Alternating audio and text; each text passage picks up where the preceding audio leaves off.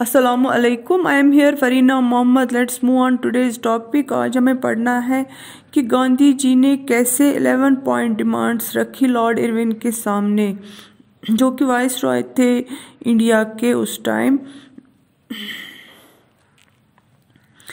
इसमें जो बड़ी बड़ी मेन डिमांड्स है वो है like to abolish salt tax. Salt जो कि फ्रीली अवेलेबल है नेचर में और ऑलमोस्ट सभी के लिए यूज़फुल भी है, इसको एबॉलिश किया जाए, इसको ख़त्म किया जाए, ये एक डिमांड थी। दूसरी डिमांड ये भी थी कि टू डिक्रीज लैंड रेवेन्यू।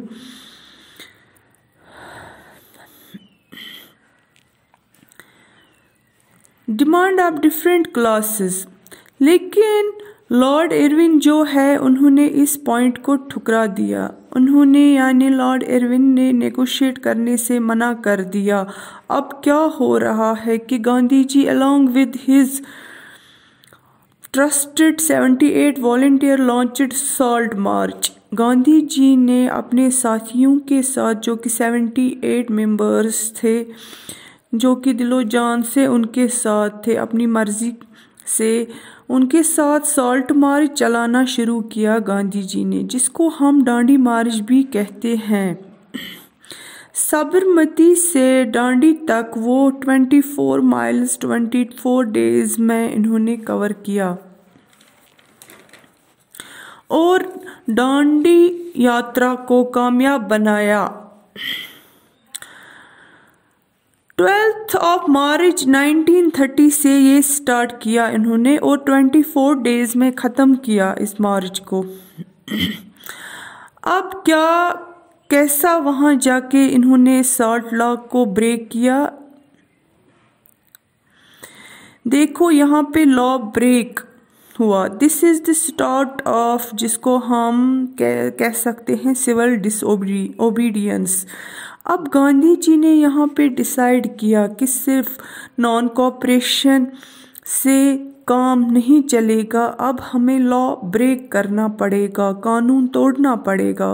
और इसी का ये पहला स्टेप है, यानी कि सिविल डिसओबीडियंस का ये पहला स्टेप है कि लॉ ब्रेक करना है इनको। गांधी जी ने क्या किया, साबरमती से वो डांडी पहुँचे।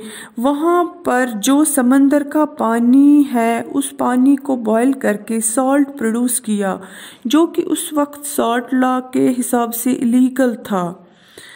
यानी कि ब्रिटिशर्स के खिलाफ आवाज़ उठाई कि अब हम ओबे नहीं करने वाले हैं आपको। Now this is civil disobedience movement.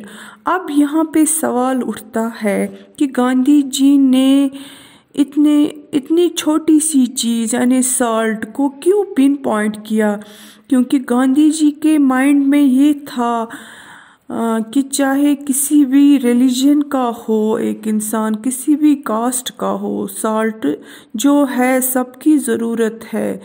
तो इसीलिए इन्होंने अपने बेसिक यूनिट यानी सॉल्ट को अपना टूल वेपन बनाया। अब ये जो लॉ ब्रेक किया इन्होंने, about 1 lakh satyagrahis where arrested. तो ये हम इंशाल्लाह इसके बाद क्या हुआ जब इनको अरेस्ट किया गया, फिर गांधी जी ने इसके लिए क्या किया, क्या एफर्ट्स किए, वो हम इंशाल्लाह कल पढ़ेंगे। अल्लाह हाफिज़।